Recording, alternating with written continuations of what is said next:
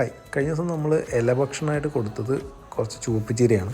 ആ ചുവപ്പ് ചീര ഇവന്മാർക്ക് കൊടുത്തപ്പോൾ ഇവന്മാർ എന്താ ചെയ്തതെന്ന് വെച്ചാൽ ഇവന്മാർ ആ ഇല മാത്രം കഴിച്ചിട്ട് ബാക്കി വേസ്റ്റാക്കിയിട്ട് ഇട്ട് പോയി. അതിൻ്റെ തണ്ടൊന്നും കഴിച്ചില്ല.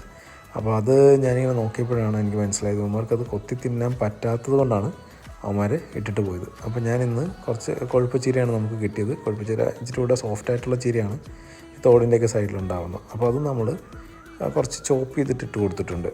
കത്രിക വെച്ചിട്ട് ചോപ്പ് ചെയ്താണ് കൊടുത്തത്. പക്ഷേ അതിൽ ഒരു ഗുണമെന്ന് വെച്ചാൽ അവന്മാർ തണ്ടുൾപ്പെടെയാണ് കഴിച്ചിട്ടിട്ട് പോകുന്നത്.